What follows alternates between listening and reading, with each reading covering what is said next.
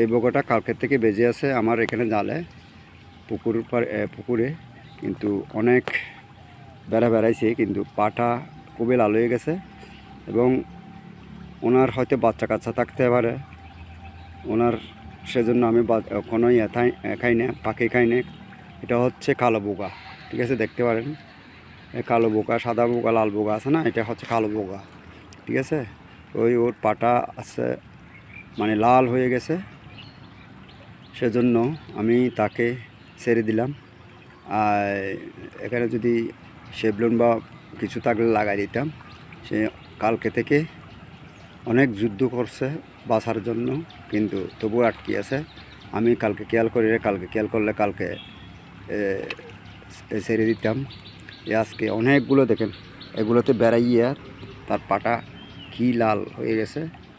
আসলে সে বেঁচে আছে, অন্ততপক্ষে তার ছেলে মেয়ে থাকলে ওদের কাছেও চলে যেতে পারবে আশা করি।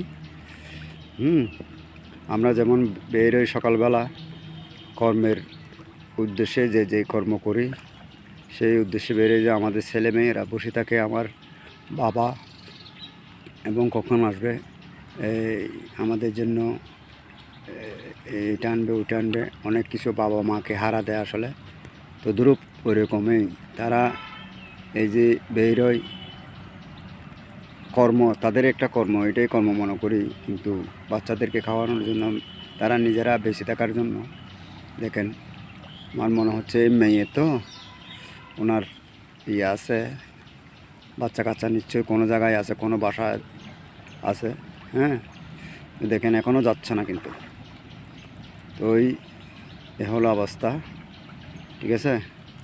কিন্তু সে অনেক চেষ্টা করছে কালকে থেকে। আমি এখানে যত পাখি পড়ে, একটা পাখি খাইও না, মানুষকেও নিয়ে যেতে দিই না, কিন্তু ছেড়ে দিই বেঁচে থাকলে আর কি। হ্যাঁ, তো আশা করি সবসময় বেঁচে থাকে, সবগুলো মরতে বা খুব কমই মরে, মানে বেজে এই যে ফেঁচাই হয়ে থাকে আর কি। এখনও যাচ্ছে না, দেখেন এখনও যাচ্ছে না। আমি দেখেন আমি বসে আছি বোরে। হ্যাঁ, আমার পুকুরে যেটা খাদ্য মারি, খাদ্যর উপর বসে আছি। ওকে ছেড়ে দিছি, ও কিন্তু চলে যেতে পারত, কিন্তু আমার জন্য সঙ্গ দিচ্ছে। আসলে আমার প্রতি মনে হয় তার মায়া লাগে গেছে, ঠিক আছে।